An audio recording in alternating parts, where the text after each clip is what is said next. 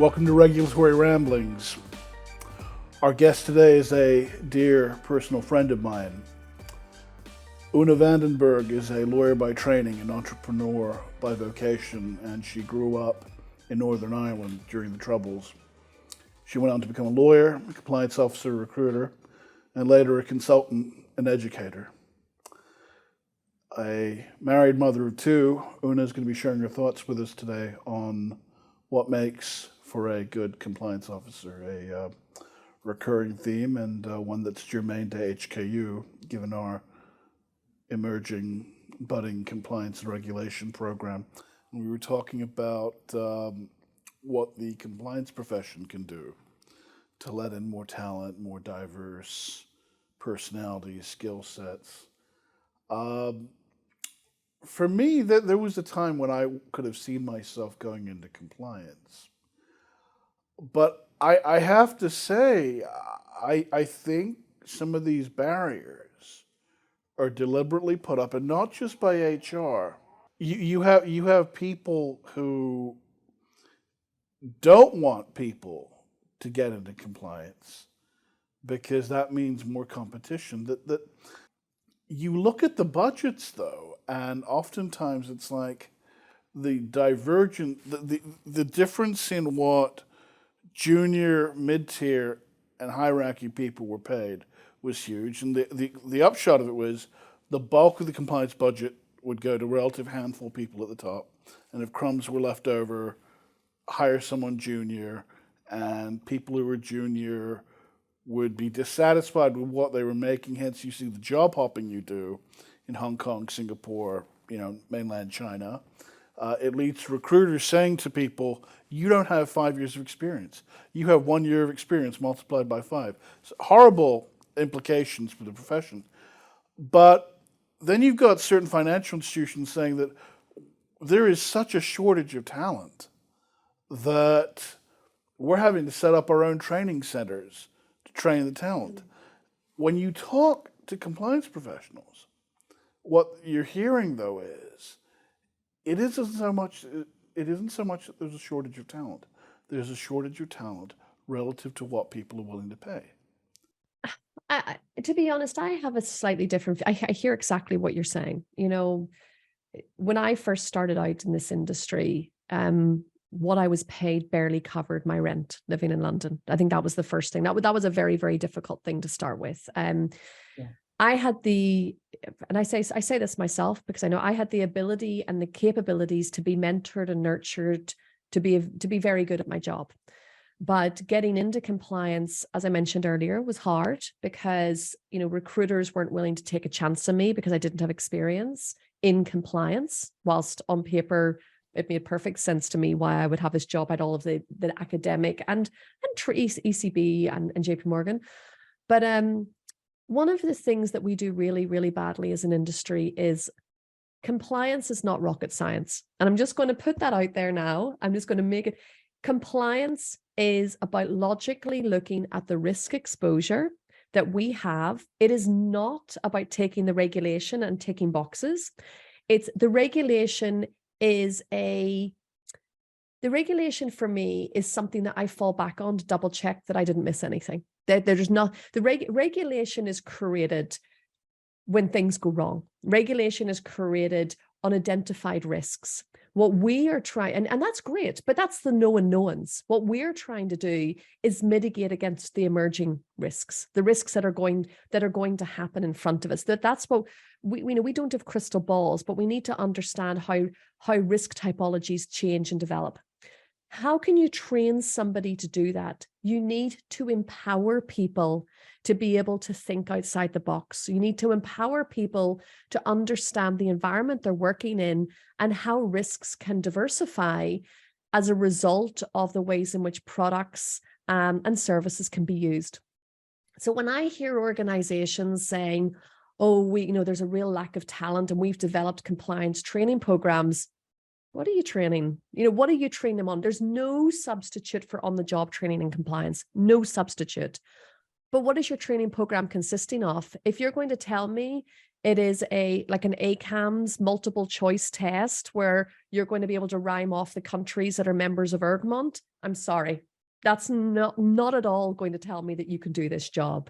What I want to be able to understand is if I give you some scenarios of potential risks, I want to see how you're thinking about how we could manage those risks. And compliance, there's a few things we need to think about is, pardon my language, but shit will hit the fan. And you're going to have to jump in the deep end and really get to grips with that very quickly. You're going to be on the front line when something goes wrong. 1, how do you work under pressure? 2, how do you think logically about problem statements when they arise? 3, how do you think of those problems in the holistic overview of the control framework? How could we have identified this sooner? Is there a gap? Where was the gap? How did we not foresee this emerging risk before it became a top risk in our organization? So going back to your question on people coming into compliance, it's not about having an ACAMS qualification. It's not about having an ICA qualification.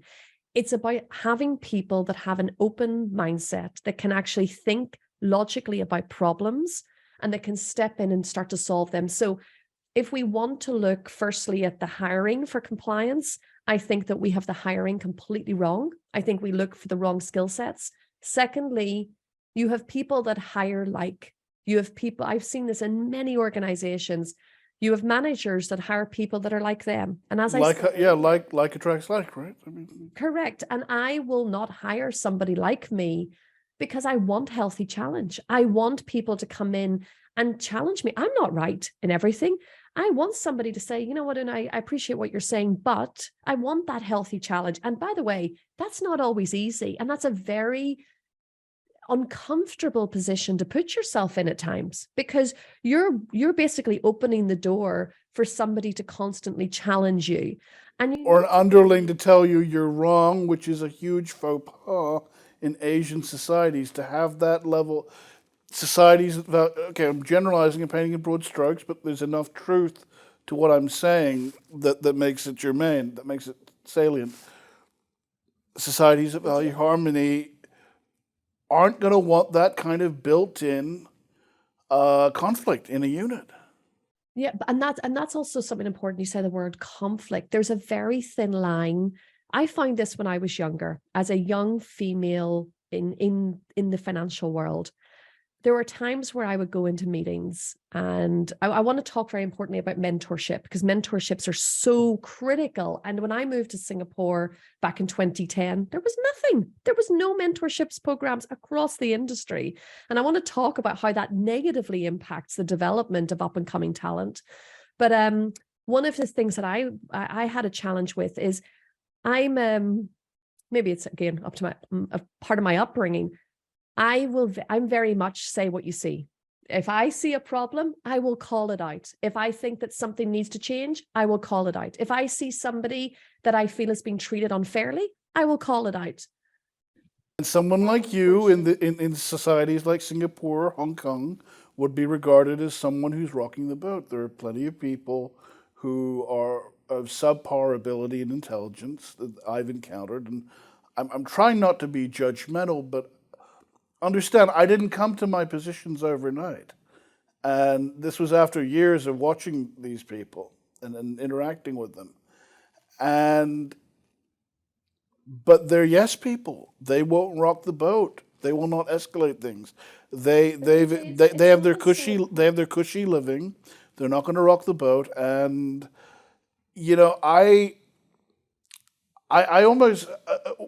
I spoke to one university student, and they were seriously contemplating doing their PhD dissertation on, is there something about the Hong Kong Chinese culture that's antithetical to effective AML compliance? No, I to be honest, I don't think it's a Singapore, Hong Kong problem. I think it's a global problem. It's, I experienced it in London. And I had the same experiences in London that I had in Singapore and Hong Kong. Well, compliance be damned, business rules the way. Yeah, I think the one thing that was very similar with all of them is you're always going to get people that feel threatened by other people speaking up and challenging them. So that's universal. That's not country specific. That's universal. Right. But the one difference between London and Singapore, because that was the jump that I initially made, was, as you rightly said, I think, and Singapore has made a number of steps to change this. When I first arrived in Singapore, they didn't have this holistic education system. It was very much about academic success, and academic success was completely back on how well did you do in your exam, how well did you score. And for me, that is not an indication of somebody's ability to think outside the box. That's short-term memory retention and the ability to manipulate data to give the answer that the examiner is looking for. So one of the things I found when I went to Singapore was I got some of the most amazing CVs from an academic perspective. But when I challenged people on thinking outside the box, the question was, well, do I have a checklist for this? No, there's no checklist. You need to come up. No, that I don't feel comfortable doing that. But I was like, I need you to think. I need you to look at the challenge statement and think about how we're going to logically solve this, looking holistically at these various factors. And it was like, well, is there anything that I can look at to learn so that I can do this? And that was one of that. And Singapore recognized this as a problem. That's a fair point. That's someone saying, okay, in the absence right now, I lack the knowledge. What can I do to bring myself up to speed? What you're doing was what one of my securities regulation profs used to do.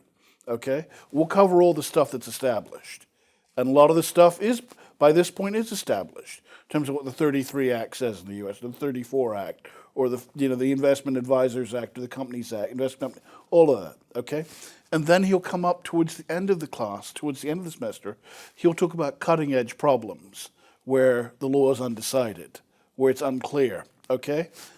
1%, 2%, 3% of the situation. But that ends up being the essay question on the exam. And then you're like, okay, we didn't really cover this, or we barely covered this. But he's like, yeah, but I want you to take all that you've learned and creatively apply it to the solution of this problem. And then the whole, why is he asking us something that's a 1% or 2%, likelihood problem? Because that's often the case. He's not going to test on the general rule. He's probably going to test on the exceptions, or one of the exceptions to the exception. But I think the education, and by the way, Singapore took steps in around 2012, 2013 to begin to change the education system to make it more holistic. Yeah. And that was a great, really positive step, because they identified that the baccalaureate was a big deal. And I think it's a huge step in the right direction compared to the O levels and GCSEs and A levels that you and I took. Yeah. But it's, I think that positive steps have been taken, but that was, so to your question earlier about salaries, yes, the low end of going into compliance, it's a low end salary, but let's say the base salary is around 28,000 a year. Let's say sterling, 28,000 a year. But if you get to a senior position, you can be on 10 times that. You can end up on 280,000 a year. And it's a massive jump. And that's something that can happen within the space of 10, 15 years, depending on how well you progress, and also depending on who's supporting you. And that goes back to my mentorship as well. Never, ever underestimate the value and the importance of mentoring. Mentoring for me is one of the most valuable tools in your toolbox. There are people who have gone before you that have learned the hard way. You don't need to learn the hard way in some respects. You can go to these people and they can help you to see yourself as well. They can help you to understand, as I mentioned, when I was younger, my biggest weakness is my passion. And as a result of that, I always say it was maybe a little bit sexist as well. I could sometimes be seen as being emotional. Mm-hmm. Whereas if I was a man, I may have been seen as being assertive. And that was where I found it a little bit. There was a gender bias towards women who, when women are passionate, they can be seen to be emotional. But if men are passionate, they seem to be assertive. And there's also, unfortunately, emotion converge on aggression. It can be seen that you're aggressive. And that didn't help me in my early years in my profession. I was a bit, and I still am to this day, I'm a bit like Marmite. Either you love me or you hate me. There's kind of no in between. And I am what I am, and I make no apologies for it. But the one thing that I wish I had was a better mentoring from a very early age in my career, because that could have helped me to curb my enthusiasm a little bit, and not have been, maybe chose the fights that I wanted to have a little bit better. Because as I said earlier, I always want to, if I see a problem, I want to fix it. But I don't need to fix every single problem. That's not that nobody should have that as their responsibility. And I just was constantly jumping in to help colleagues, to help managers, to help other. And sometimes, because, and this happens a lot in the industry as well, I sometimes would be placed by managers in situations where they wanted to push through some type of change, but they didn't want to be the person at the forefront of it, because you have to tread lightly, because some people have made the decisions on how policy procedures should be established, and now we need to change. So sometimes you would be thrown into the bear pit or the lion's den to kind of start that whole discussion, and you would get eaten by the lion. But then they would come in afterwards, and slowly people, actually, you know what, we need to make a change. We need to. And so sometimes you would be used as, I wouldn't say a martyr, but sometimes you would be used as a pawn in a game for somebody else's. Yeah. And this happens across all industries. It's not just in. Let's be, no, but let's talk in tangible terms. What I've often seen play out is the local staff, and either in Hong Kong or Singapore, I'm more familiar with Hong Kong, they want to raise something. For whatever their reasons, they don't want to raise it, but they're like, okay, fine, go to the Guayla, go to the expat, go to the Western expat, and if they say it, then it'll be taken more seriously. Again, I get people don't want to mess up their livelihoods, and the perception is the Westerner has more courage. The Westerner will be taken more seriously. Let them raise it. Doesn't instill much confidence then in the state of the local profession. But I've seen that, and I've seen that in law firms as well. By the way, so yeah, that seems to come up a lot. But pick up on the angle. I'd have to say, AJ, if I just on that note, I've seen the good, the bad, and the ugly. But I've been in Asia for 12 years before moving recently to Portugal. Yeah. And in that regard, I have seen what you've said, but I've also seen very good examples of where it's done right. And when I first moved to Singapore, it was a horrendous experience for me going into it. It was a very local compliance team. It was actually a very female dominated team as well, which was interesting. I'd never seen that. I've actually yet to see that dynamic again in APAC. Of a female dominated team. Yeah, female dominated team, very, very local team. And just as a good example, I moved out to Singapore, and I was pregnant at the time, and I was a single mum, and every other day I would get a question about, well, where's the baby's father? And I know this is not related to compliance, but there was this is back in 2010, and there seemed to be a total lack of one of the things I found is no question is off the table. Questions will be asked, even the most personal questions. But secondly, I was an expat single mum, and that was a very different demographic than the team had been used to. And I would get asked really, really personal questions in the office about, and that was a big difference from London. There are barriers to what you ask and what's appropriate to ask in the office. And I was being asked questions about my personal life, which I found to be just inappropriate. And again, maybe this is something we want to edit out of this afterwards, but it was a very difficult position, because there was I moving to a brand new country on my own, pregnant, and that was hard enough. But to be in an office where I was constantly under the microscope, in my opinion, and being asked personal questions about my life choices, it was totally inappropriate, totally inappropriate. And that impacted me. It impacted my confidence. And it also made me feel very, very uncomfortable. And again, this wasn't related specifically to compliance, but there was also ways in which the compliance team was being run that I was a little bit surprised about, because compared to what I had seen in London and the way that we did compliance, our job was not just to read the regulations, but our job was to go in and advise the business based on the products, how the regulations should apply.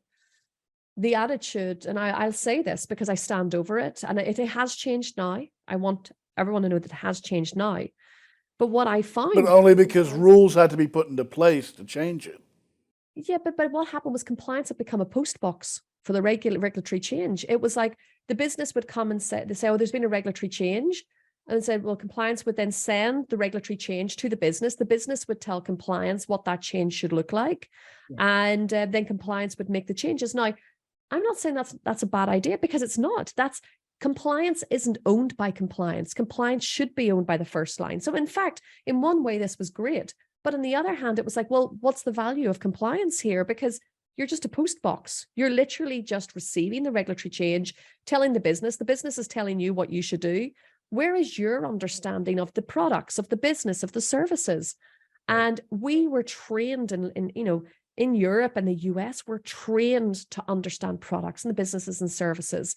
And suddenly I was stepping into an environment where it was very different from a personal level, but also very different from a professional level and how we did compliance. Now, as I said, a lot of things have changed since then. But it wasn't moving from London to Singapore initially was not the best experience for me. But I have to say, I'm incredibly grateful that I did it now, because going back to my earlier comment, every challenge that you face is a way to develop and to improve and to grow.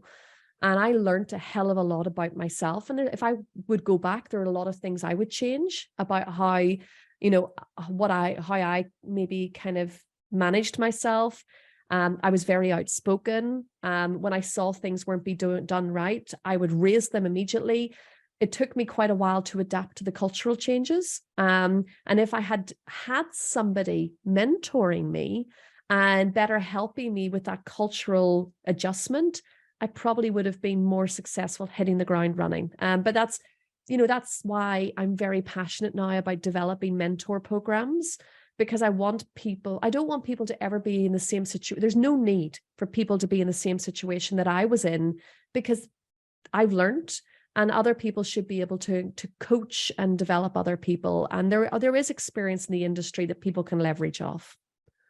Having a mentor is so important, but so few people are blessed and situated in the right circumstances. And based on your experience in Singapore, experienced is the cruelest of teachers, they say, and that you get the exam and then the lesson, not the other way around. But pick up on that. Your experience in Singapore was a bit of an anomaly in terms of being in an all-female compliance team. But we're talking about an industry, profession that still, for the longest time, has been heavily male-dominated, the law and compliance. You're seeing changes around the world. Many of the world's top law schools are getting more female candidates, and they're having to do affirmative action in favor of the men to have something approaching a 50-50 balance, because the bigger issue is, do you want a society of white-collar women and blue-collar men? That can be disruptive in its own right in terms of social cohesion and balance. So what are your thoughts on being a woman in such a profession, and what's the progress that you've seen over the course of your working life? I think that a really good example of what I'm about to say comes from an interview I did once. I was interviewed by a very, very well-known, very well-established bank one of the biggest banks globally. And I was in an interview with one of the most senior people, and they asked me a question. The gentleman asked me a question on, what are your views on women in executive leadership? And I said, excuse me? He says, what is your view on women in executive leadership? And my view has always been the same. For me, it is not about gender, race, religion, anything. It should be the right person for the right job. I don't see myself as a woman when I'm in the office. I don't see myself as a Caucasian white woman. I see myself as somebody that's doing the job. So I've never walked into an office and worried about being a woman and how that would impact my ability to do my job. And I don't look at my colleagues and say, oh, there's a man and there's a woman, or, you know, there's a Black person or there's an Asian person. I honestly don't see that. And I'm not trying to say this to sound very kind of, woke. I'm being honest. I've never had that gender issue. And I said, I responded in that way to the gentleman. And I said, in all honesty, I'm a massive believer that it should be the right person for the right job. And his response to me was, word for word, I disagree. You need a woman in the room to balance things. What the hell does that mean? Like, what does that mean? It was the most sexist comment I've ever heard. I was like, what do you mean? I know it's, to this day, I still am dumbfounded that somebody at such a senior level would even open their mouth and utter these words, because this person for sure had gone through diversity training. Yeah. But to put it blatantly, to this day, I still think that gentleman is a dick. And I'm just going to say that black and white. Because he had his agenda. He had his agenda. Working with that gentleman, I also saw him for what he was. And God, I can't believe I'm being so honest about this, but it was just really, to this day, it shocked me. But then working with the gentleman, it didn't shock me anymore, because that's just, it was all very, very, very fake. And then that was my question is, are we really giving, we do all this diversity training and we want to say the right things, but are we actually giving the proper voice to diversity and to inclusion? Or are we trying to pretend that we're doing it through promotional campaigns and saying the right thing? And that's a whole other discussion. But in compliance, I've seen some very strong kind of female teams. Like Citibank is a great example. And there in Hong Kong, you had Evelyn San, who's now CEO of Citi for Hong Kong. She previously was APAC head of compliance. She was the chief compliance officer, ex-UBS. An amazing woman. And I'm not just saying this. As a friend, I'm saying that she's an amazing woman. As a professional, she's an amazing woman. And, I've also seen the challenges that she has faced, going into organizations, et cetera. She's an amazing woman. But also as well, as going back to your point earlier, I've also seen some male individuals in the industry and female who have been the worst of the worst. I actually once had a female boss who threatened to punch me in the office because I didn't close a Word document. Like, I'm not joking. And that was pretty significant. And at the time, I actually launched. I actually made a complaint to HR about it. And the response from HR was, well, look, it's your word against hers. And we know that this individual is quite a strong individual.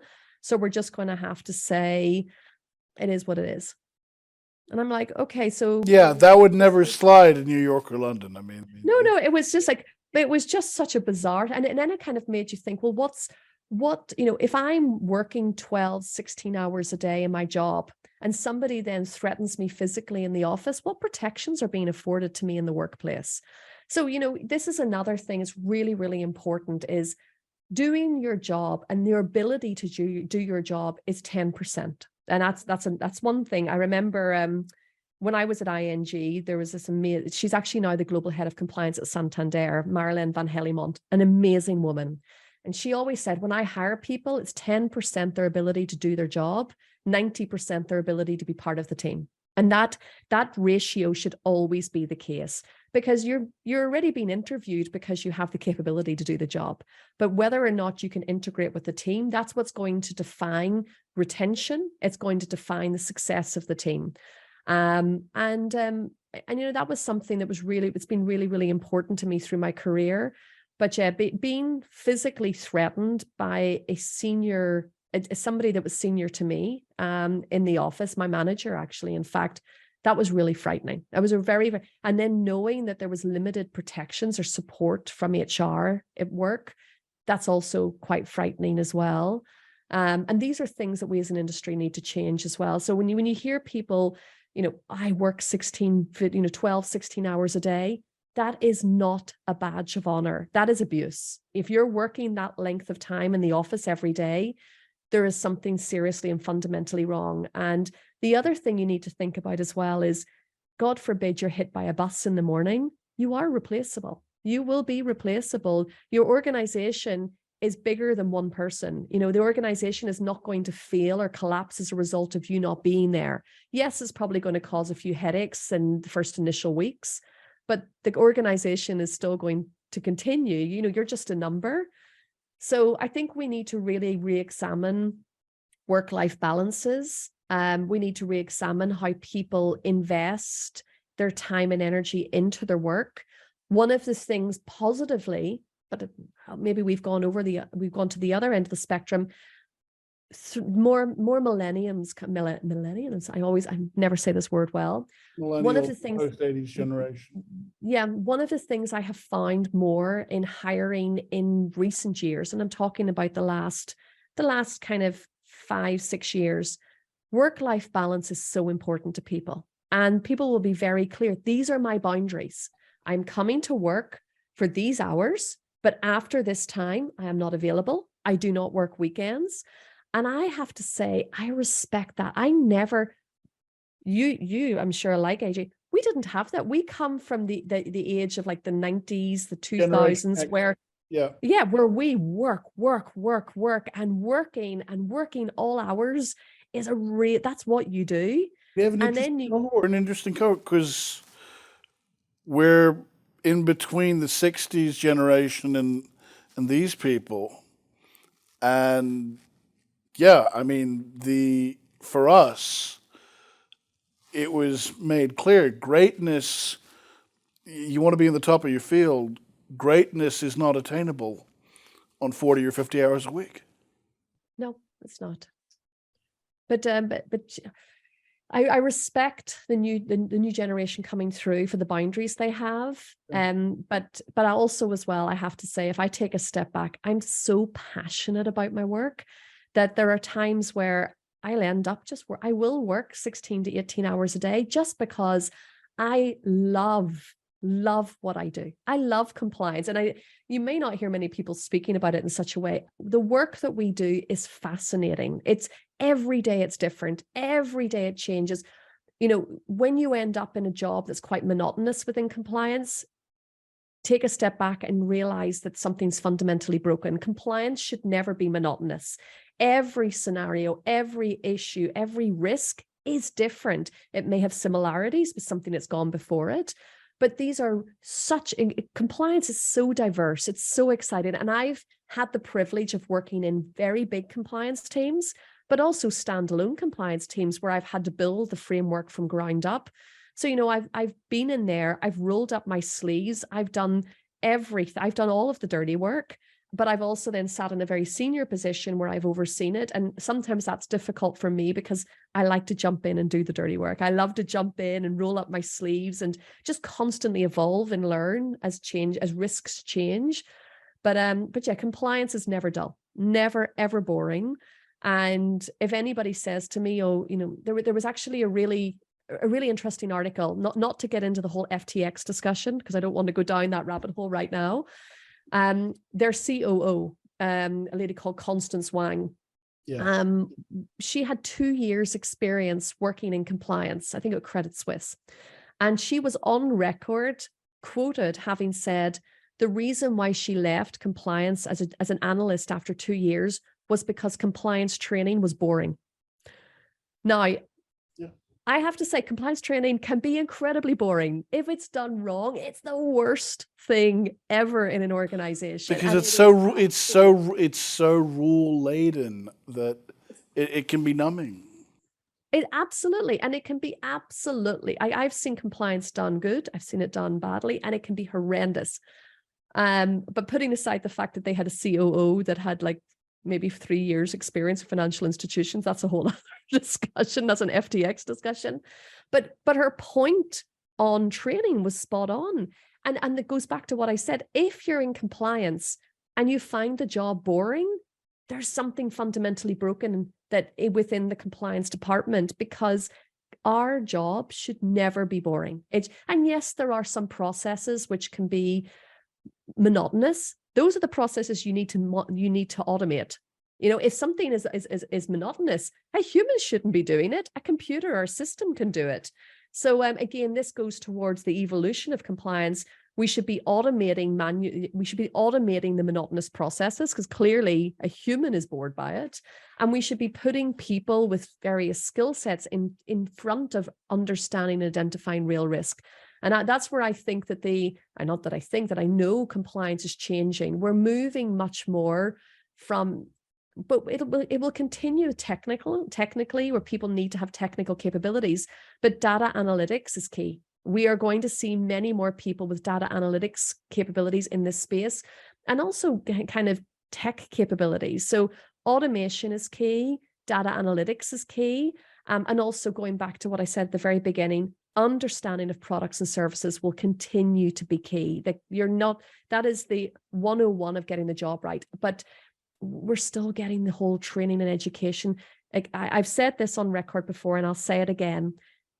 ACAMS is an example. ACAMS does not equip you to do your job. It does. It basically says that you have short-term memory retention in a multiple choice test, and you've been able to go in there and rhyme off ergmont or regulations or the date that a regulatory act was introduced. That's great. But I can tell you that is not going to. Yeah. Look, it's not going to help you in your job. And the same with various qualifications I'm seeing in the market. They don't equip people to hit the ground running. They don't equip people to do their job. But in a market, okay, we've talked about credentialism in the past. Okay, arguments can be made on either side. Do enough people exist with the requisite experience? And frankly, I would say if these institutions are serious, it's incumbent upon them to train people in their own compliance programs, and then they take that knowledge, the basic fundamental principles, the first principles, and apply it to other jobs over the course of their career. Okay. But in a market where, assuming there is a shortage of talent, as we've discussed, people are treating credentials as a proxy for experience. The more letters Asians are guilty of this more than others, but it's an issue in the West as well. In a market where you have more letters after your last name, I will tell you, I know Wei Dong, and I'm sure you do too, and that they do good work. The ACAM, and I've seen people with minimal experience, the ACAM's credential will at least get them the interview. They'll at least get the callback, because it's seen as a minimum standard. But AJ, listen, the biggest problem I have is that's well and good. If you financially are in a position to be able to afford ACAMS, I have come across people, and this applies to ACAMS, ICA, other qualifications. I have come across people that those exams cost more than what their family makes in a month. Yeah. We, by default, have created barriers to entry in our industry because we've created financial limitations. And that is wrong for everything that we stand for. That is fundamentally wrong. And that's why, without blowing my own trumpet, that is why, in addition to working full-time, we set up Raw Compliance, which is a social enterprise to train people for free, because I saw that people were not being able to get jobs because they couldn't afford qualifications. We actually created exclusion in our own industry by allowing these, ACAMS is a $200 million organization. It's it's not a non-for-profit. When it started with a very, very good intention. It was set up by people from ex-IRS, CIA, etc., who saw that the financial system was being used as the conduit. But now it's a cash cow. Now it's a cash cow, and the same can be said for ACFS and ICA and any number of them. It's all money, money, money. It's not about these qualifications. And I'm not saying that we should be running organizations, constantly for the good of our own health. But what I'm saying is that these qualifications create barriers to entry. So yes, there are people who are able to get jobs because it's a prerequisite and it shows a minimum level attained. But there are people who can't get a job because it's created a barrier to entry. And I have a serious problem with that. The other thing I would say as well is, the other thing I would say on your point about a lack of talent, I disagree. I actually fundamentally disagree. So then it's what is it then? If it's not a lack of talent, what will do? Two things. One, organizations have not looked pragmatically and practically at how to automate various processes. So there's a lack of automation, which means they just throw bodies at it. And I have seen this over and over again. They throw hundreds of bodies at KYC remediation, transaction monitoring remediation, or just BAU KYC or transaction monitoring. Throwing bodies at it is not the solution. Automating is the solution. So firstly, it's about effectiveness. Are the frameworks set up in an effective way? No. Secondly, technical capabilities. As I said earlier, we are at times looking in the wrong places for expertise. We are at times looking at the wrong academic and not even just academic. I don't need somebody to have gone to university to be able to do a job in compliance. I need somebody that just can think. I need somebody that can think outside the box. And sometimes the most streetwise people and street smart people are what you need. If I'm trying to get my head inside that of a fraudster, I'm not looking for somebody that's been, and this is extreme, I'm not looking for, an Oxbridge educated person. I'm maybe looking for somebody that's been raised on the streets, that understands how financial crime and fraud works, understands the typologies that are employed in order to create the capabilities for money to be laundered. So this is where so is there a shortage of talent? No, there's not. Are we looking for talent in the wrong places? Yes, we are. Are organizations throwing bodies at problems that automation could solve? Yes. Why? Because they're just not thinking properly about future-proofing the department. Now, on the back of that, the question is, we see repeated enforcement action for the same issues across the industry. Why is that? As Einstein said, to do the same thing over and over again and expect a different result is insanity. We are insane as an industry. We constantly do the same thing. We have the same controls. Policies don't change. Systems don't change. We re-engineer what we already know to create the solution. And the honest truth is, we need to be looking fundamentally at what is broken, holistically what is broken. And when I have stepped into the fintech crypto space, there was one moment, probably around 2.5 years ago. I was sitting at my desk in Hong Kong. I was sitting in the office, and I was actually working from home. And I suddenly, AJ, had this moment of clarity where I sat back and I literally, and to be perfectly honest, I just went, shit, we've been doing this wrong. How have we got this so wrong as an industry? And the truth is, we're constant, and this goes back to my point earlier, we start with the regulation.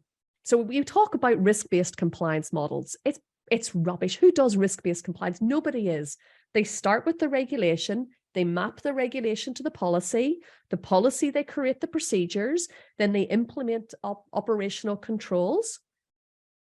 At which point did anybody look at the risk? At which point did anybody articulate the risk in the platform? At which point did anybody look holistically at the risk controls and say, hey, wait a second, KYC is a great example. We get the same documentation for credit risk as we do for KYC. We also as we move towards ESG, we also get the same documentation. Think about the UX, the customer experience, the user experience. First and foremost, we're asking our client 3 times the same documents. Secondly, in the organization, we have the documents in 3 different places, but nobody speaks to each other. So the bottom line is we are fundamentally broken as an industry in how we collate data, how we use data, how we identify risks in our books, how we articulate the risks in our books. And until that moment changes, this is where fintechs and crypto firms are going to blow traditional banking out of the water, because what they have done is they have found cost-effective ways to holistically pull all of this together, create automated controls. In some instances, I'm seeing around 70% automation within compliance. So the compliance officers, the teams are minimal, and then they have people that have the ability to focus on risk and to understand risk. This is where we, as an industry, if traditional banking wants to survive, this is what they need to do to change. So going to your point earlier, is there a shortage of talent? No, there's not. Are we looking in the wrong places? Yes. Are compliance frameworks effective, cost effective? Are they running efficiently? No. Do they identify risk? Not very well. And a great example of that is transaction monitoring systems. On average, systems identify 2% of risk in your book. 8% if you bring the other 6% that you find issues when you're looking through an alert, which is unrelated to the actual alert. So let's just say you're spending between 200 to $1 million. Actually, I know some firms that spend $3 million a year on these systems, and they identify 8% of risk in your book. Tell me, can somebody just tell me how that makes sense? Like how if you've got a system that's 8% accurate and you're spending up to $3 million a year, mind blowing. Yeah, I mean, several things pop in my head. I mean, we hear about AI and machine learning being used in compliance. So then the conventional wisdom is that's going to lead to more redundancies, because pretty soon, let's take financial crime compliance. They say, Robin Lee, mutual friend of ours, is of the view that pretty soon substantive knowledge of money laundering won't matter. That if it's about identifying patterns in data, you might as well have your FCC and sanctions teams headed by data scientists, and you'll need some substantive experts, but not as many as you once did. Net result will be you'll see many junior and mid-tier level money laundering reporting officers lose their jobs. I wouldn't say lose their job. I think a lot of people are employed right now. Their jobs will they be redeployed, or because the other side of it is the cardinal question of the 21st century is how well does your labor work with, complement, and enhance the productivity of technology? And if the answer is yes, you've got a future. If no, you have an uncertain future. Look, the truth is, I agree with Robin's viewpoint. I agree with him that the face of a compliance officer will change going forward. Yes, totally agree. It will become more focused on data analytics. I totally agree that we will still need to have experts who can actually look at key risks in the book. We're seeing a lot more compliance officers. The traditional compliance officers' background was legal and accountancy. We're beginning to see many more compliance officers now coming from the the public side. So, enforcement, police officers, Europol. We're beginning to see people moving over, not just for the salaries. That's a very important point. But also, a great example is look at Paul Jeftovich, who we both know. An incredible man, who was, he led the enforcement in Australia against, I always mix up the two, is Commonwealth Bank, yeah, CBA. Incredible guy. He was head of the transaction monitoring unit for Australia. And then he was heading up for HSBC. He's now the head of financial crime compliance for, I'm going to say NAB, I think, National Australia Bank. Incredible man. He was a 30-year seasoned police officer who had investigated different types of crimes throughout his career, brought that experience over into the private side and employed that, and then brought people, blended the teams together with both technical product experience and also on the ground investigative capabilities. So we need investigators, we need data scientists, and we need people who still have the knowledge of products and services. That's the blend that we need within organizations going forward. I've seen HSBC employing that very successfully. I've also Citibank have also been employing that, so that the way in which compliance teams are made up will change. Yes, we're going to see a reduction in staffing because, I always argue a system will only do what you tell it to do. So you're going to still need people on the other side of it. However, with the implementation of AI and artificial intelligence, of course, systems are going to be able to start thinking, but we're going to have to make sure that the information they're being given to think is correct. So you're constantly going to have to go back to, right, what information are we inputting into the system to allow the system to make decisions? And then we also need to go back to double check that because one wrong decision-making element will infect the whole logistics of the AI system. So these are things that are going to take years to iron out. So will we see a reduction in workforce? Yes. Is that positive? Absolutely. Organizations need to decrease overheads and costs and compliance. Cost of compliance is astronomical. And as I said earlier, compliance isn't rocket scientists, but we've over-engineered processes within an inch of their life to the point that the customer experience is damaged. Onboarding customers can take, I saw a stat there last week. Finergo actually did a report, and there are some organizations, I think it was something around 5%, that take up to 210 days to onboard a new corporate client.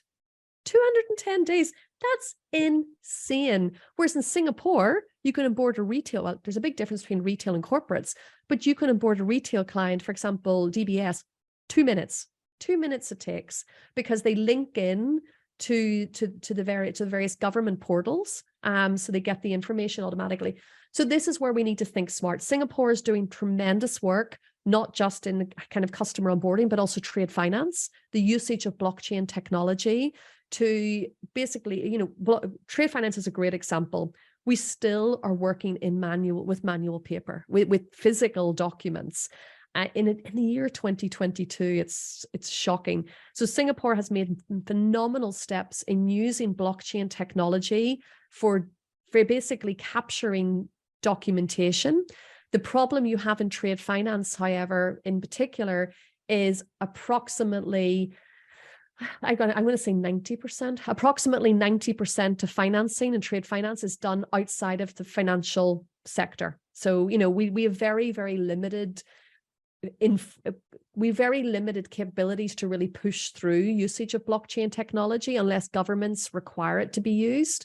So it still is very, very, it still is going to be an area that's very vulnerable to financial crime, just because of the nature and way the work is done, and also because it sits outside of the financial system per se because of funding.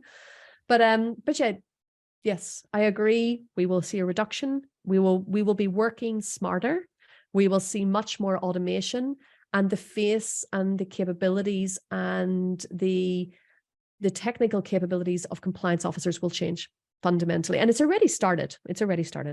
What you're saying about compliance not being rocket science, I mean, what's true about automation impacting compliance, I think, is true for the legal profession writ large. And we've had Ron Yu on this show to talk about it early on in our history. And I would put it like this, that, I mean, of the three traditional professions, law, medicine, and accounting, the law has a certain mystique to it, but it's not rocket science. There's just too much of it in terms of, in order to be able to use or operationalize any one rule, you need to be able to use several rules in tandem or have knowledge of them.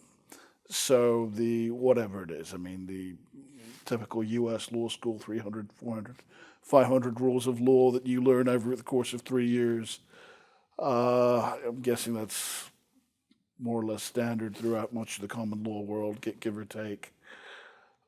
But it's not rocket science, but the law has a certain mystique to it, and again, not everyone is cut out to be.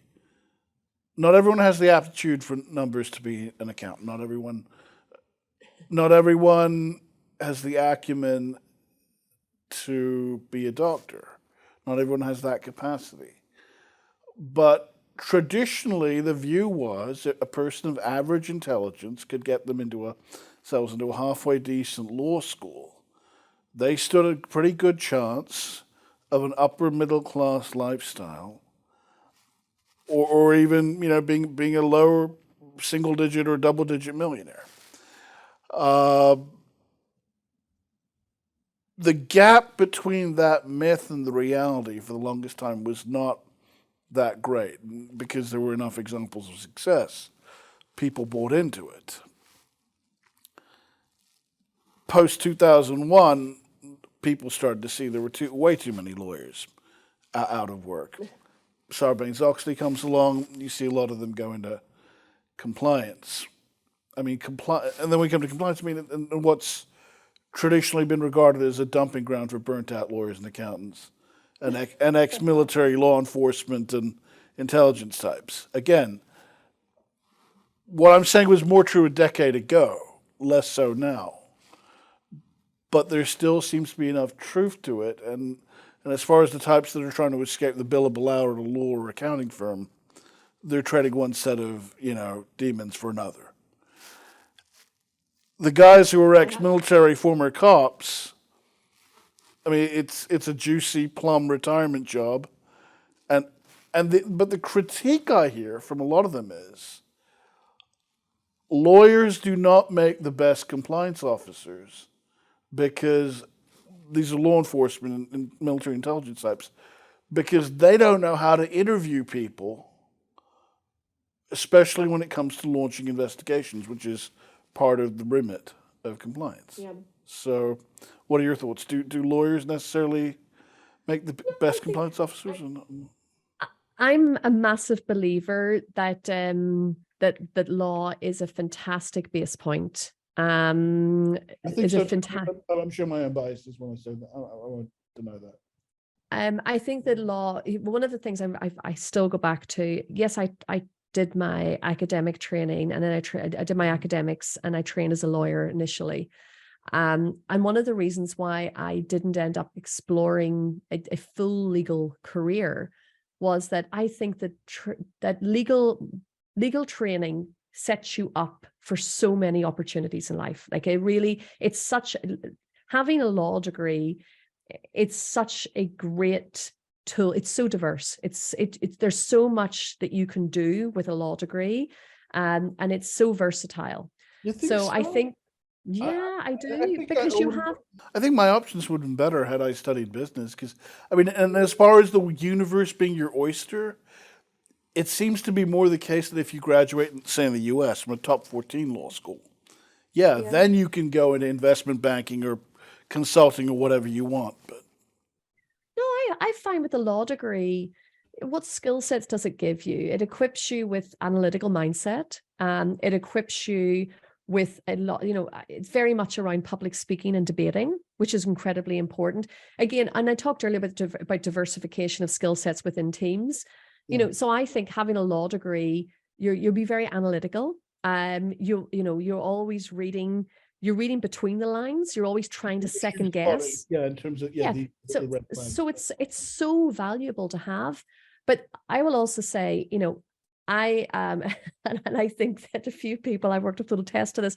I am terrible at math, like terrible at math, and this is something as well. So I can look at data and I can analyze data, but there are things that people who have mathematical capabilities can do that I cannot do, and that is where I said earlier, it's so important that we have the diversification of skill sets. So do I still think that having a law degree is a good base point to getting into compliance? I do, because of the skill sets it gives you, but it will only work if you can blend those skill sets with other skill sets from people who have different backgrounds and different trainings and different knowledge sets. And that's where teams really come together and work well. And when you have that right blend, and as I said earlier, that healthy challenge within the team with different mindsets and knowledge and capabilities, that's the key to success. And that's not just for compliance. That's the key to success of any team in any organization. And that is what differentiates the top 1% of companies in the world, of top performing companies. They have psychological security, i.e., people know they can raise issues without fear of reprisal, but they also have healthy challenge. And when you blend psychological security and healthy challenge together, you are going to absolutely explode as an organization in terms of your success. I would, yeah. I mean, it should be viewed as a holistic, multidisciplinary endeavor. Yeah. But yeah, I mean, if you find an institution or organization like that, hold on for dear life, because good things are rare. They're often and to your point earlier about about people job hopping, that again, exactly to that point that you've made. If you're in an organization where you're happy in your job and you're learning and you're growing and you're developing, but you don't feel that you're going up the ladder as quickly as you would like, or you don't feel that your salary is as high as you would like it, don't look at short-term gain versus, sorry, my dogs are beside me. If you hear the noise, it's my dog.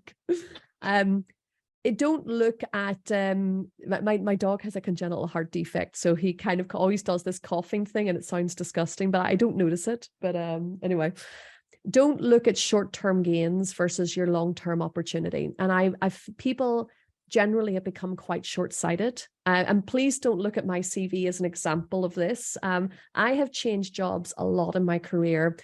And one of the fundamental reasons for that is I am so eager to learn, and I want to grow, and I want to develop. And it has never, ever been about the bottom line. It's never been about the salary. That is the one thing that's never driven me. Rather, it is I wanted to absorb every bit of experience and knowledge. And I'm so happy to say that, I've been doing this now 22 years. I'm really happy where I am now. There are, as I mentioned earlier, what do I wish I had had more? I wish I'd had better mentoring. I wish I had had the ability to look at my weaknesses and own my weaknesses at an early age. One of the things that we do very well as an industry, or as human beings, is we focus on our strengths. But we need to embrace our weaknesses. And that only happens with maturity. Unfortunately, at a young age, we feel that our weaknesses are something that can be used against us in a negative way. I disagree. Find out what your weaknesses are and work with people whose strengths are your weaknesses. And that will make you stronger as a collective, but will also make you stronger as an individual because you're being challenged. So I wish I had had more of that in my career. And, if I could go back and do anything differently, the big thing I would have made sure is I always had a mentor. And I really started to understand my strengths and weaknesses more at an earlier age, because harnessing those is going to be your key to success. But yeah, the initial question was about having a law degree. I do think a law degree still is a very good base point to get into many professions, including compliance. But it's, you need to be able to blend that with other skill sets around you in order for that to really work. Okay.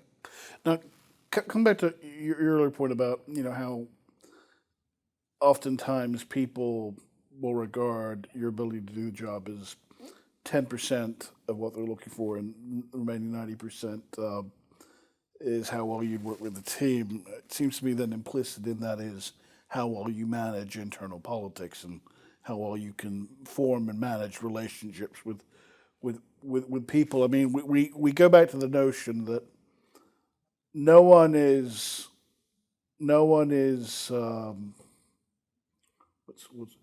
indispensable, but some people are hard to replace. We go back to my favorite comedian, Chris Rock, that you're only necessary so long as you're useful.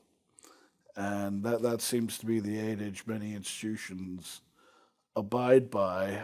So if we keep that in mind, I mean, Does it make sense to merge legal and compliance or no? Compliant. It's a very so initially so I think the first organizations to really have compliance were the likes of Goldman's. I think you had Benedict Nolan's on your podcast as well. Benedict was actually originally in compliance. She's a lawyer, moved into compliance in like the late 1990s with Goldman's. So, this is a perfect example of where compliance initially sat within accounting, or it sat within legal.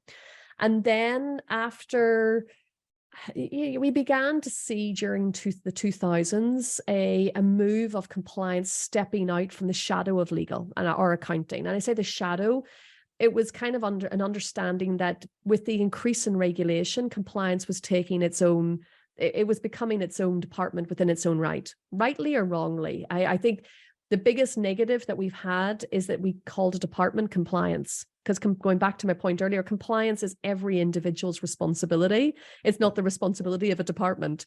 The fact that we've named a department compliance psychologically skews with that idea. But anyway, that's a whole other academic. Well, it compartmentalizes an organization-wide responsibility. It does, and it removes the ownership of risk from the first line, and that's and senior management, because it's like, well, what does compliance say? Well, actually, it's not about what compliance says. You need to think about what the risk is. You're the one on the front line. So compliance became a standalone department, and then we began to see around kind of 2010, 2011.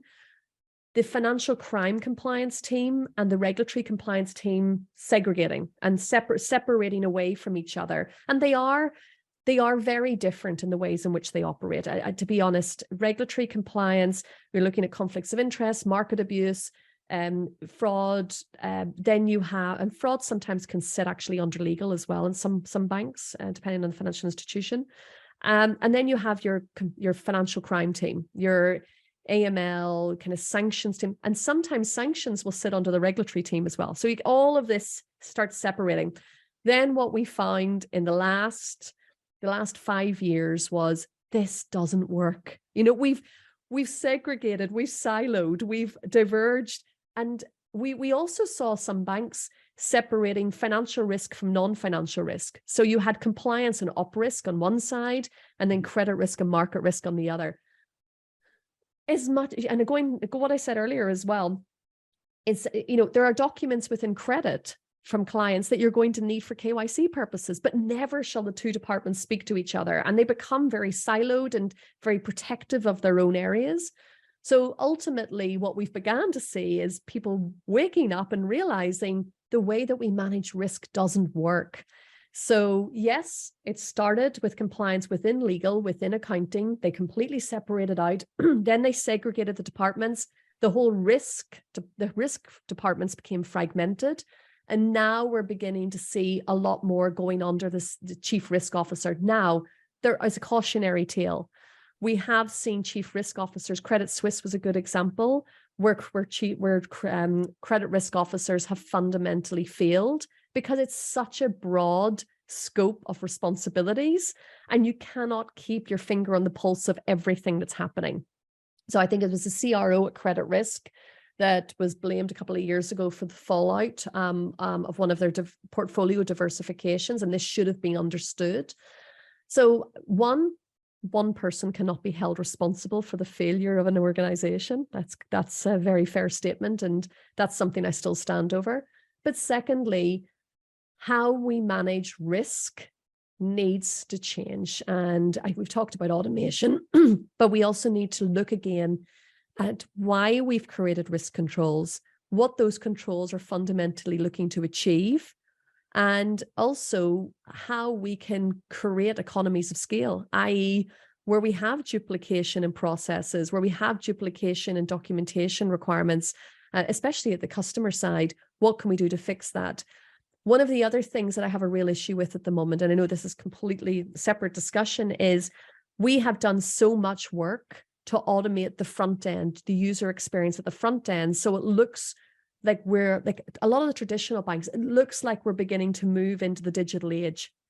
But at the back end, it's still the same old processes. It's still manual. It's still very Working on 70s era programming languages at some banks, yeah. correct.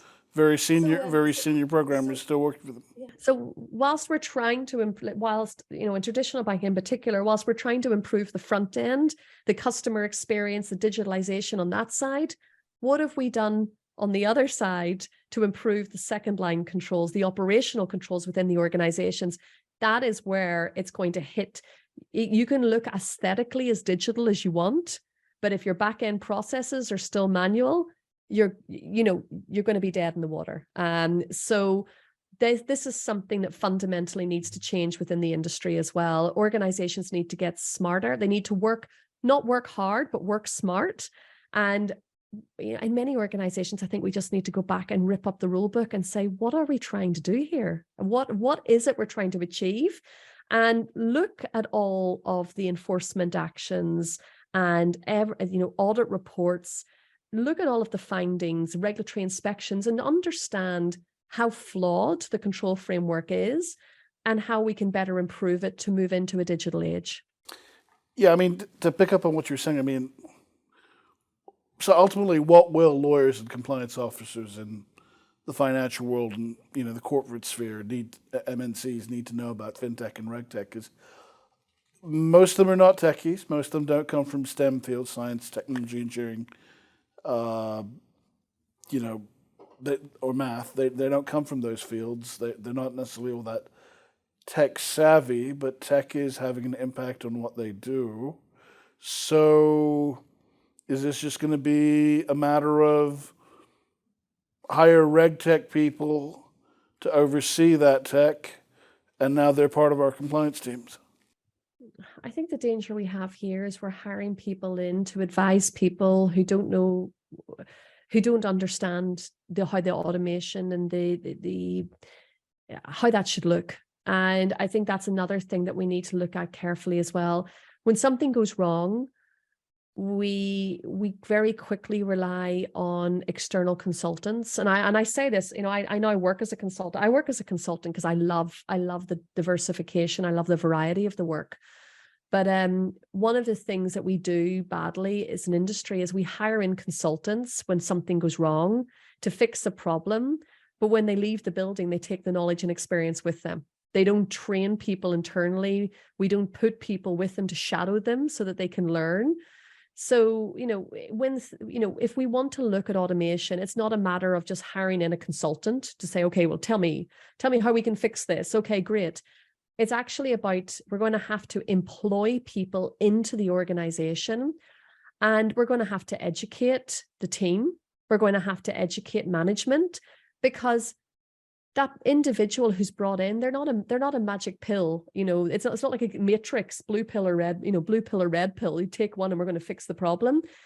We're going to have to educate the team, so the team can be part of the solution, because only then will you be able to get, so the people on the team that have developed the controls need to be, how can I put this?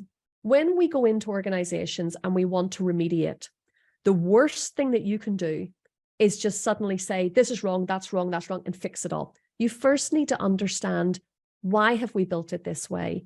Why was there the need to, something that looks completely illogical? Why did we do this? There will be a reason.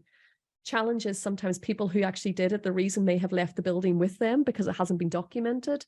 But we need people to be educated by the new person coming in so that they can be part of the solution and be part of helping to carve what that next evolution and design of the framework looks like.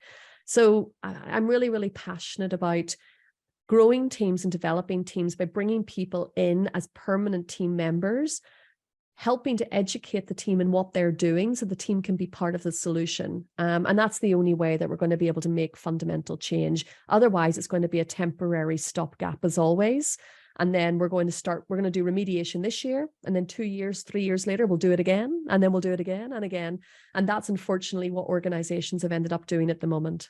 Recurring theme from what I recall, just based on what you've seen with your clients, and I mean, I know there are things you can't divulge, but what are the critical issues in the world of regulatory compliance that you're seeing in the financial sector?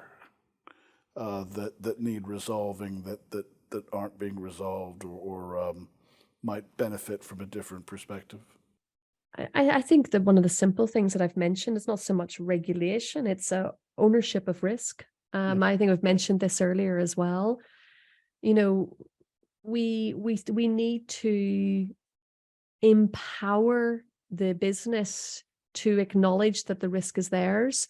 When we see enforcement actions happening, and this is another thing as well across the industry, you never see the big guys being held accountable, the senior people being held accountable. It's always some low ranking person on the scale that's made a scapegoat for the failures of an organization. And that's something as well that has to we need to see more enforcement action of senior executives. Positive steps have been taken by various regulators over the past number of the UK actually has always had a very good kind of framework in place for controlled functions, which should have pushed through enforcement action against senior executives. It hasn't been used as well as it could have been. Singapore has also implemented responsible managers. Correct. Yeah. And it was all, but to be fair, whenever they introduced a new regime in the UK a couple of years ago, it wasn't a new regime. That regime has been around for many, many years. The controlled functions regimes under common law that exists. Correct. Yeah, it was always there. But in Singapore, we didn't see it so much, except for for CEO and senior management. Australia has implemented it. What we need to start seeing now is more enforcement action in this regard of people who are in privileged positions being held accountable for regulatory failures. And that, fines do not hurt. They do not hurt organizations. Most organizations have a little, how can I say, they funneled off a little bit of money in the anticipation of an enforcement action, because it's just a matter of doing business. No financial institution is zero risk. No financial institution does not have risk, because your risk is managed within your appetite. Enforcement action will happen. We are in a risk business. So, we're going to see enforcement action. What happens? Well, if there's no enforcement action, that little, funneled monies go back into the end of year profits. It's a win-win. Nobody got a fine and we get better bonuses and yay, it's all good. And if there is a fine, we anticipated that and we'd already written it off. So, we anticipated that would be the case. We made provision for it. Correct, because provisions have been made. But when we see individual accountability and enforcement action, that's when people really begin to open our eyes and say, hey, wait a second, I could be held personally accountable for these failures. That's more, we need to see more of that happening. And I really want to see these senior manager regimes, accountability regimes really beginning to come into their fruition. But again, it's all politics. Whether or not we're going to see that happening or not will depend on whether we're trying to give the appearance of this working or whether it actually is going to work. It occurs to me, though, that reputational damage is not something they care about. Fines are regarded as just another cost of doing business.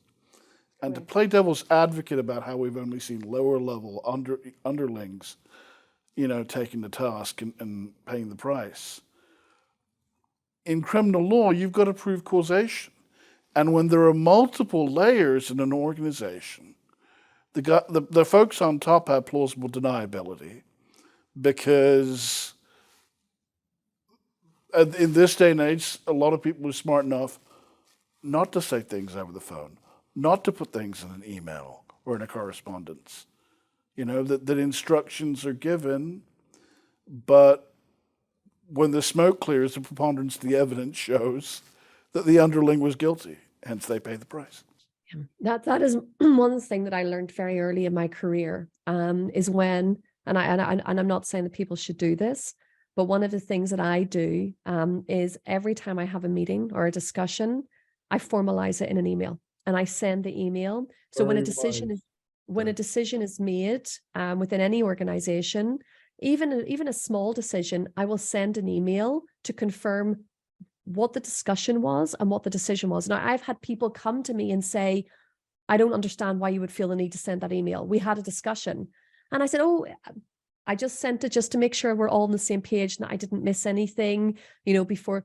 And they were like, well, there was no need to put that in writing. Actually, there was a need, because when it comes full circle around and something goes wrong, I'm going to need that email to show that this decision was made. And that is something that I've actually been able to use in my career as well, to say, hey, wait a second, this was a decision that was made here or there.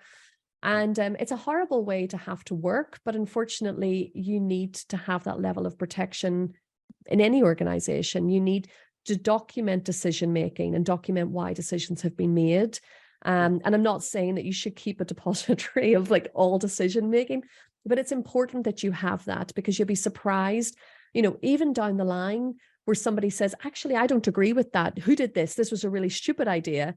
You can go back and say, actually, well, this decision was made on this date, and this is who was involved in that decision. These things always come around. And even in regulatory inspections or audits, they can always come back again. So it's important.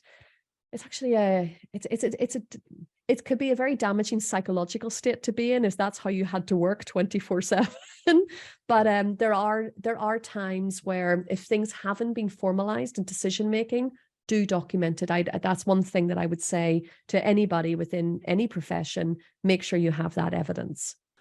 Yeah, it's a cruel reality, but I mean, one does have to almost engage in such preemptive defensive tactics because of what might ensue down the road. Coming back to your philosophy about taking a more holistic approach to compliance, because it seems to me that the generational divide that exists in this profession, and certainly more of the older generation are leaving the profession with each passing year,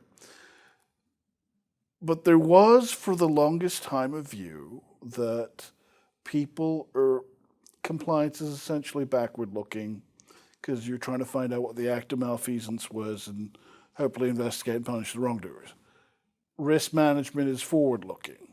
That in the aftermath of 2001, Enron, Sarbanes-Oxley, more to the point 2008, people were trying to use compliance to do risk management. That's one generation. Younger generations seem to have the view that, again, the three tangled threads of risk, governance, and compliance, they're entangled, they impact on each other, they're not the same thing, but they all need to be taken into account in tandem. And their view is it's all the same. Good risk management is good compliance, is good governance, and that in one case, a lawyer told me that for an Australian bank, before she devises a compliance program for, say, their Hanoi branch, she looks at what the risks are in that particular locale, that milieu, and then devises the compliance program. So that is to say, her assessment of the risk informs how she devises the compliance program. Yeah. So what are your thoughts then? So that compliance, therefore, can't necessarily be fully divorced from the other threads, the other triplets, shall we say, risk and governance. For me, governance, risk, and compliance is all one in the same. It's the power of three. It's the triangle. Yeah, without being cheesy, it is a triangle. Governance dictates the risk appetite and the compliance mindset of an organization. First and foremost, governance is what defines how you view your risk and what the importance of compliance is to you, and what that means for you as an organization. So governance is your mindset. It is your determination of your appetite for risk. And that then funnels through everything else. So, governance will dictate your... Correct. So governance basically is the top of the triangle. And then, next is your risk appetite. Well, the whole thing is built upon your risk appetite. Compliance is kind of like the middle section, where you're creating a framework to support what the appetite of governance is for risk. So it's all one and the same. It should never be viewed as segregated or siloed from one another. It all should be, it should be all as holistically together.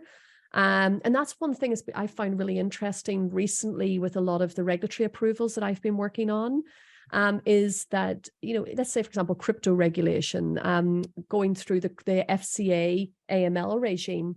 It wasn't an AML regime that the regulators were looking at. Of course, they were looking whether you have the applicable policies and procedures in place. Anybody could create those. Like that, it's not, as again, not rocket science. It's a tick the box exercise. What they're looking at is, how has this been deployed and how is it operationally effective within the governance structure and the risk control framework of your organization? And that is the fundamental differentiator that we're seeing nowadays. We're not looking for a tick box approach to policies and procedures. We're looking for an approach where we can see that the mindset of management has been absorbed by the organization and that the risk appetite is understood. So when regulators interview people, they're not asking, well, what about page 6 of your AML policy where it says X, Y, and Z? They're actually asking really good questions around mindset, around culture. Again, so you have a transaction monitoring system. Yes. Okay, great. So which provider are you using? Well, XYZ. Okay, that's great. How have you calibrated the system in respect of the risks in your book? So how have you identified the risks and what do you understand about your risks? You're not going to have that answer from a policy or a procedure. You're going to have to be able to articulate, okay, I chose this provider having undertaken an assessment of risk based on the products and services that we offer. And when implementing the system, we've calibrated it to identify risk based on the following typologies.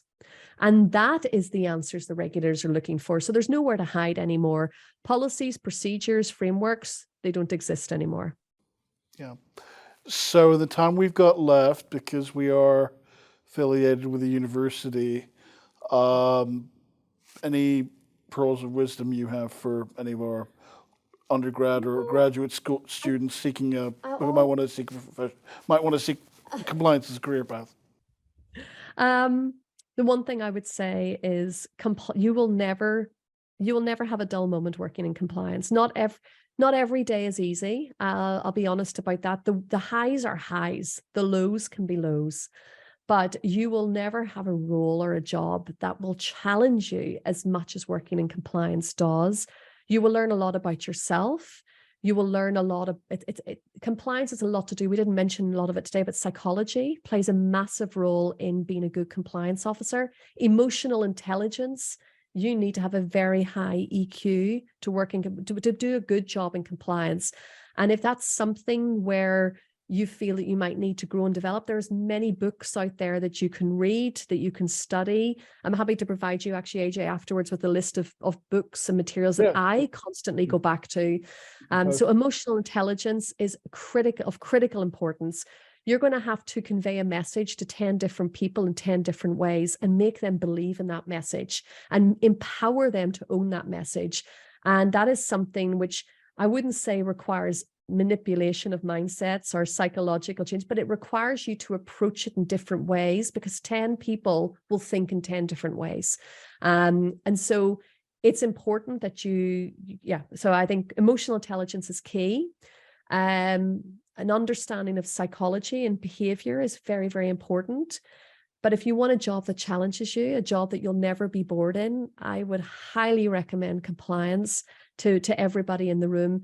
And just remember that compliance is not about academic success. You don't need to walk in there having been an A-grade student your entire academic part of your education. Compliance is about practical thinking. It's about being smart. It's about thinking outside the box. And to an extent, at times, I always say this. Making changes to any compliance process is like a game of chess. You have to think 2 steps ahead. You have to constantly think of the knock-on effect. And sometimes working in compliance, you can feel I say this, and I hope I don't say it in the wrong way, but you can feel a little bit schizophrenic at times because you're constantly second guessing what you're doing, because you're like, okay, if I do this, what is going to be the effect of this? And you constantly have to challenge yourself on decisions that are being made, because you have to think about the knock-on consequences. What if I make this change? What could be the effect to another policy or another procedure or another risk control? Not immediately, but as a knock-on effect. What are the So, yeah. correct. So those are things. If you like that type of, if it's like playing a video game at times. If you like that and that challenges you and excites you, compliance is definitely for you. It's often been said you want someone who's a little paranoid in this line of work, and to your point about communicating with 10 different people the same message in 10 different ways, that really resonates, because I think that goes to the heart of being a good manager in terms of managing people's personalities to the point where they operate at their best, that they're giving you their fullest, and you get the most out of them. So you're here first. So Oonagh, thank you so much for your time. Thank you, AJ, and thank you to Pross as well. I really, really appreciate the time. Again, you're a very good friend, who I love dearly, but also it's been such an enjoyable conversation today. Likewise. Thank you to all of you for tuning in. Please come again next time.